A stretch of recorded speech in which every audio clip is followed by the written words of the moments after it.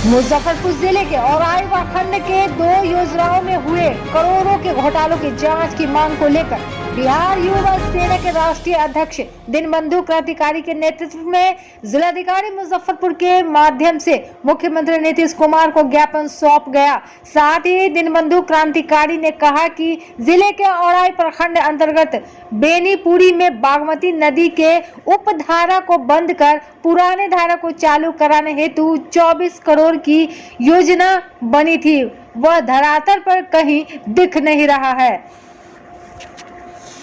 सेना की ओर से हम लोग औराई के 2 प्रमुख योजना, एक बागमती नदी के उपधारा को बंद करने के लिए सरकार की 24 करोड़ की योजना थी, जिसमें उपधारा को बंद करके पुरानी धारा को चालू करना था और उससे ये फ़ायदा होता कि उस दोनों बांध के बीच में जो 8208 एकड़ ज़मीन है, जिस पर अभी कुछ नहीं गुरहन उगा हुआ है, बालू का टीला बना हुआ है, किसान उसमें कोई फसल नहीं लगा पाते हैं, इसको ध्यान में रखते हुए उपधारा को बंद करने का योजना था 24 करोड़ का।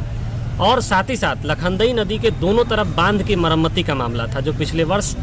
पूरा करना था। लेकिन इस दोनों मामलों में आप जब जाइएगा हकीकत में वहाँ देखने, तो आपको ज़मीन पर कोई काम नहीं मिलेगा।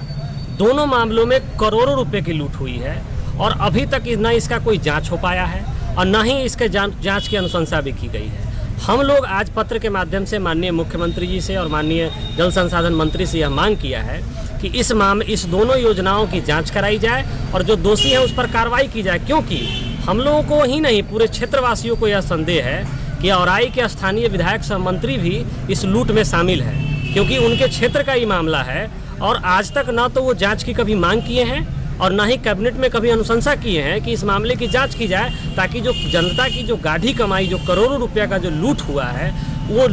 जो लूटने वाले माफिया हैं उनका नाम जनता के सामने आ सके और उनके ऊपर कार्रवाई हो सके। इसलिए हम सब लोगों को यह संदेह है कि माननीय स्थानीय विधायक सह मंत्री रामसूरत राय भी इस लूट में इन्वॉल्व है, इसलिए इस मामले की गंभीरता से जाँच होनी चाहिए। इसकी मांग को लेकर के हम लोगों ने जिलाधिकारी के माध्यम से माननीय मुख्यमंत्री और माननीय